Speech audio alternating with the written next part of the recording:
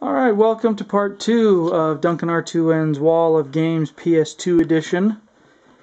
When we last left you, we were at the Gradius section, so moving on. Picked up both of the Gran Turismo games here, and of course the entire trilogy for Grand Theft Auto. These two are still unwrapped. I haven't actually played those. But that, well, at least not the PS2 versions. I also have this trilogy on the Xbox, but we'll see that later. The Grandia games, all three of them, 2, 3, and Extreme. Here's another Vanillaware game with that lovely art. They've got fantastic artists there. Oh, here's the actual Pearl Answer games from up here that we talked about in the last video. Both of the Guitar Hero games on the PS2. And then here's the Gungrave. Haven, I picked this up simply because it's done by a company called Traveler's Tales, who we all probably know now from the Legos games. I still haven't played it, but you know, it's kind of an interesting. I wanted to see what they had done before that. Heroes of Might and Magic. I'm a fan of the PC Heroes of Might and Magic, which actually owes its history to the King's Bounty series, which this technically is more of a King's Bounty game than a Heroes of Might and Magic. But it's just labeled Heroes of Might and Magic because at the time the Heroes of Might and Magic name had a little more clout. Hot Shots Golf 3. I actually just picked this up, I think last month, based on a recommendation from a friend of mine.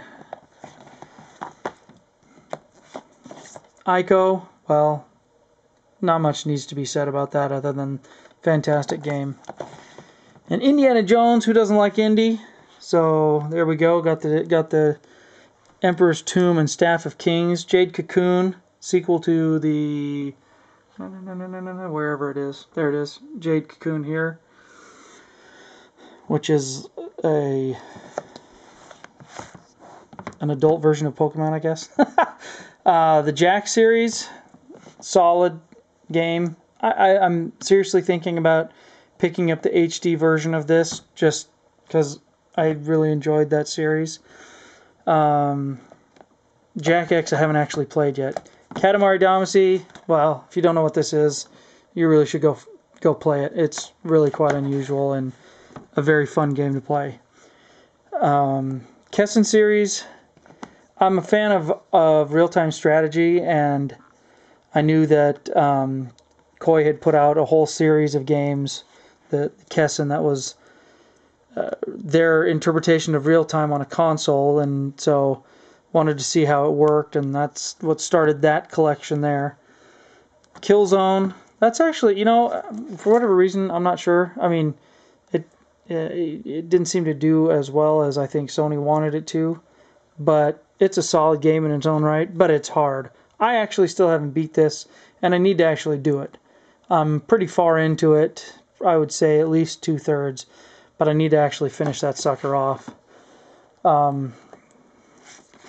This I just got because I remember seeing this at launch, and it looked weird, and well, you know, it is. I don't.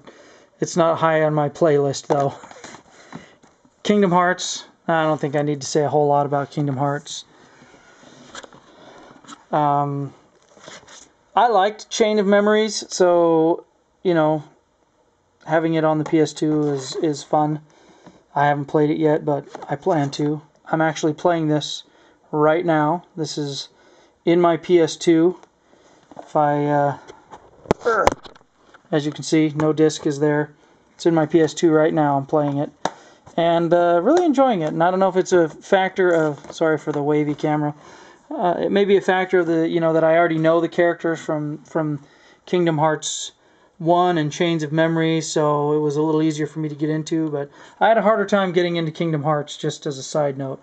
Once I got, you know, pretty well into it, I really enjoyed it, but it took me a little bit. Klonoa, haven't played this yet, but I'm hoping it's a good sequel to the original, which I really enjoyed. Kaya, this is one of the fun little SRPGs. kind of an odd find, or not an odd find, but a fun find. Another Legacy of Kain game. They seem to pop up everywhere. Legaia 2, I actually got this because I have the original on the PS1, and it's done by a lot of the same folks who did the Wild Arms games, but I have yet to actually start playing those. Spyro games, just, completing the Spyro collection. Mad Maestro, recommended to me by Kai Bueno. Magna Carta, it was an Atlas game, nice box set, had to pick it up. Makai Kingdom, another SRPG. The Mana Khemia games, which are, no, I can't remember. I think they're part of the, oh crap, the Atelier series, but they're kind of a spin-off school series. Mark of the Cree goes along with, well, we'll find it. We'll come across it.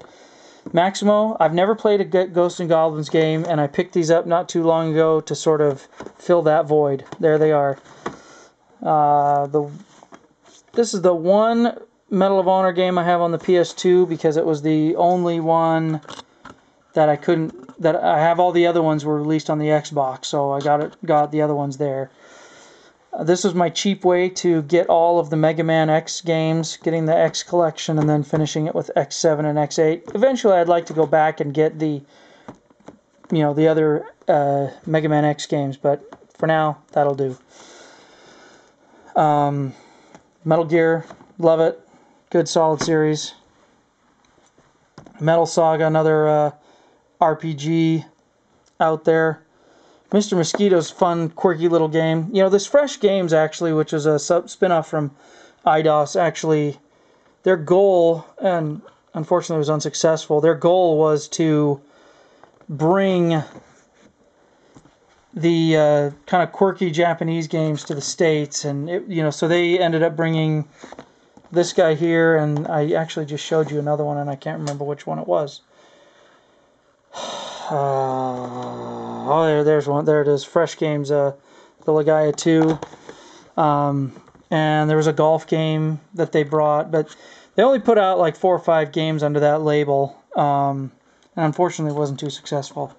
Mobile Light Force 2 is kind of fun because Mobile Light Force 1 uses the exact same cover art, except it doesn't have a 2, and it's on the PS1, and it's a completely unrelated game to this one.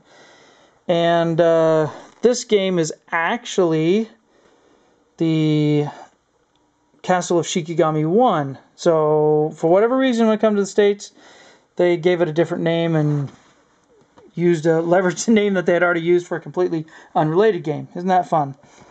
MotorStorm, Arctic Edge. I like MotorStorm on the PS3, so this game was kind of fun to get on the PS2. I don't have many Gundam games, but this one was recommended to me, so I figured why not.